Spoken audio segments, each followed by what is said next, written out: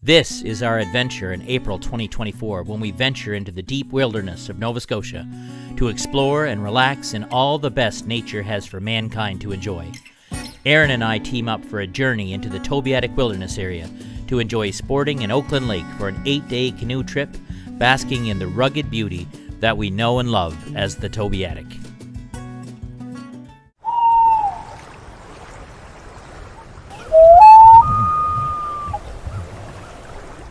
It's our last day here on sporting. Last day out in the woods, last full day. It was cold again last night, but it's warming up rapidly. The sun feels awesome. Sporting Lake is like glass. And it was churning up yesterday, but we had some pretty big waves out there paddling across. Whitecaps.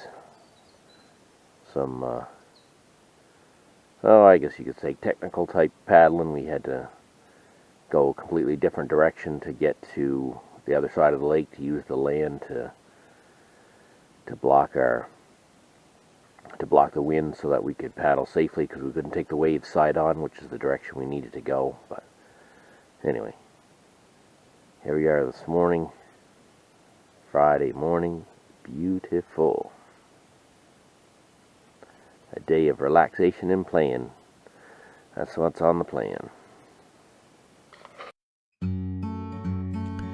It had been a fun and peaceful trip so far. This was day 7 out in the wilderness of Nova Scotia. Oakland Lake had been good to us, but it was a struggle coming back across Sporting Lake the day before. We woke to another dead calm morning. Like the previous 3 nights, it was very cold overnight, and for the 4th night in a row, our water froze in the bottle outside the tent. Aaron was cool in his hammock set up again, but I was warm and toasty in my tent, as usual.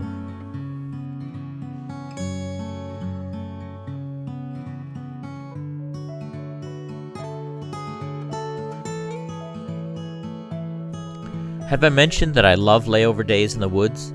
Well, day 7, Friday, was just one of those great and special days. We hung out around the campsite before heading out on a little paddling adventure. Aaron and I have been on Sporting Lake many times, and we felt like relaxing this day without too much of an agenda on the lake. It was another beautiful morning for a paddle on the lake. We explored a cove close to the beginning of the Sporting Lake stream that we'd never done before, and then we headed down out of the finger toward the carry to Little Dish Lake.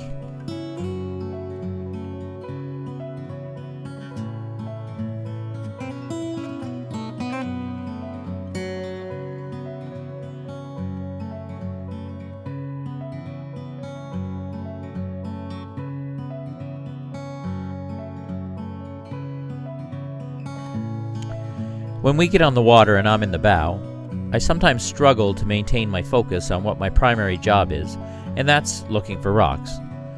But I do look for rocks. I look for rocks constantly, actually, but not the ones that I'm supposed to, the ones that are just below the surface of the water. So this day was no exception. I scanned the shore and across the expanse of the lake, marveling at this rugged and remote corner of the earth.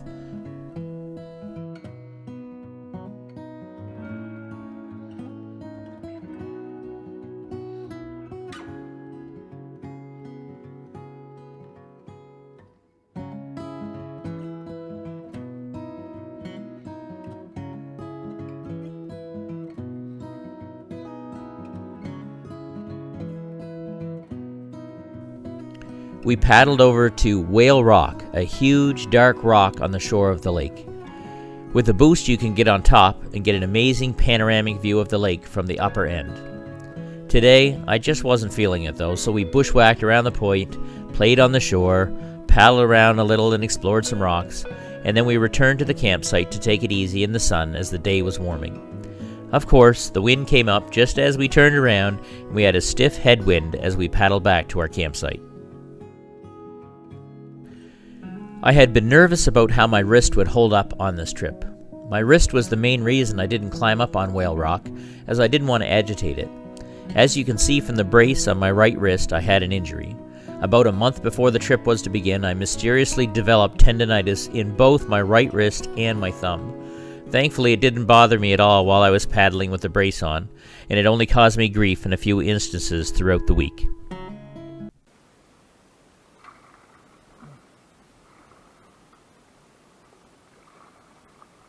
thought I got some awesome footage coming into this thing here.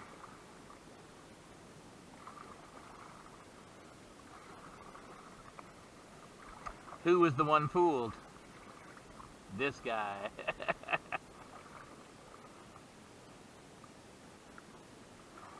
Think we can sneak through the little crevice there?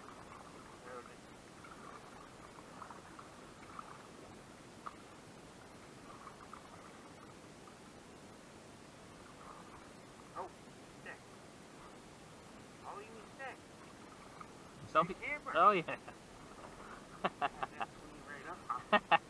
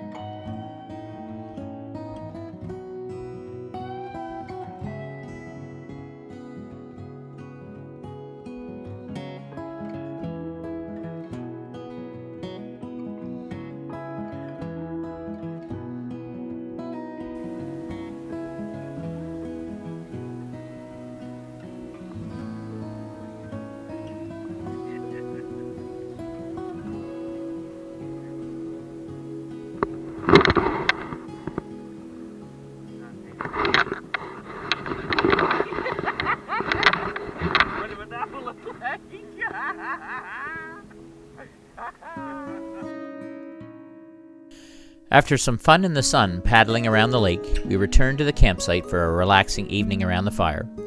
I made beef stroganoff, a dish I bring quite often on my trips as I love mushrooms and sour cream, and it usually turns out really good. It did this night as well. It was really good. We had a great fire our last night on our spring 2024 trip, and we could hardly believe that another trip was almost over. The long-range forecast had called for rain on Saturday, the final day of our trip going out. In something that has never happened before in the 20 years of traveling in the Tobeatic, we met another group, a group of 3 young men on their way into Sporting Lake for the weekend the evening before. Since our campsite is right next to the put-in, they basically came right into our home for a visit that evening while we were eating supper. We chatted with them and got an update on the weather. It was supposed to be sunny and warmer. Well, they weren't lying. The night was much warmer, no frozen water. We got up, packed up our gear, and hit the trail, heading for home. I wasn't finished playing with the camera yet, though. I knew I'd screwed up the video on day 1, and it was overcast and rainy. But Saturday was sunny with a bit of a breeze. This was a good day for redemption, and I took lots of video on our way out, and lots of it turned out very good.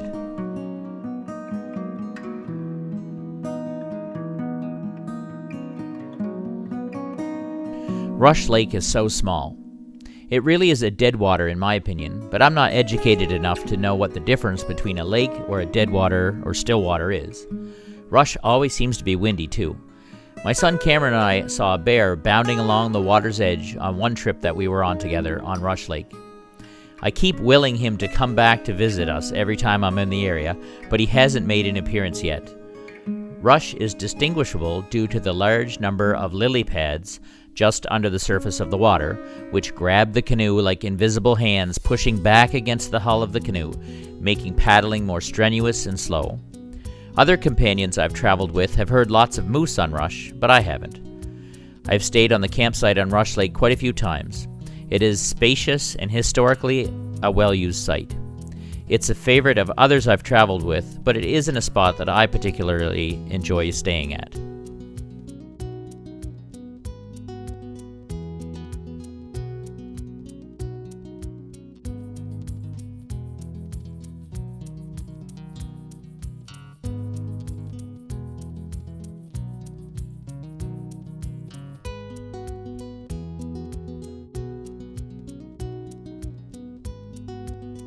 On Friday, we had taken the canoe across the carry to Rush Lake campsite so that it would be ready to go after we made the 1,000-meter carry back to Rush Lake the next morning. There was a lot of new deadfall in the carry as well, so Friday after our paddle, I cleared a bunch of the trees and branches that were obstructing the trail to make the carry back easier with the canoe, which seems to love to get caught on trees, branches, well, just about anything around it will get hung up on.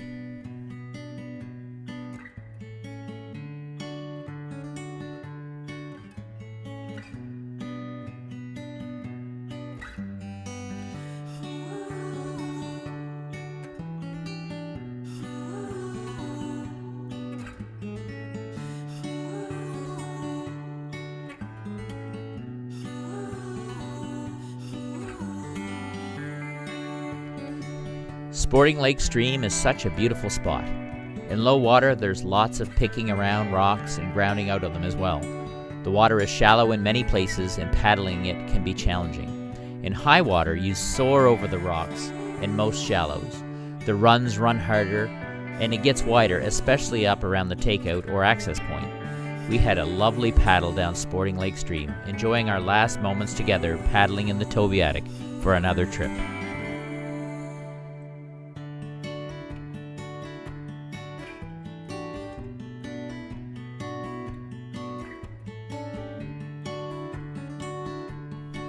This is a shot of Rock Dam, a place we named on my very first canoe trip into the Tobeatic due to its choked up restriction between a huge erratic and some smaller rocks under the surface.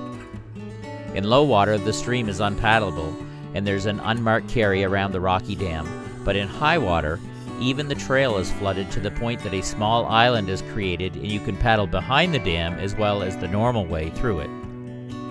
The difference in high water always amazes me.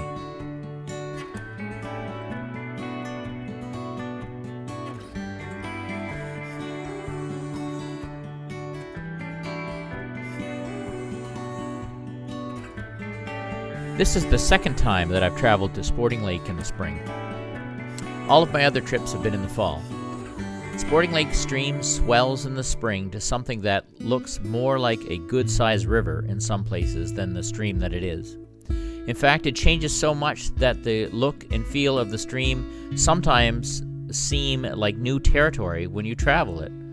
The banks are flooded way back from the main run of the stream, making wide water corridors meandering through the woods.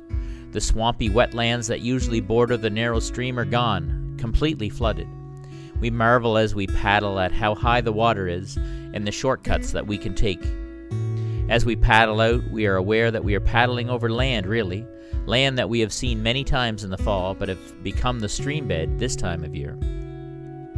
There are times when we are actually paddling over the tops of hardhack bushes, their branches visible through the surface of the water. Nature is amazing. It is always changing, keeping you on your toes. I've really enjoyed traveling this country in different seasons and observing the differences from season to season.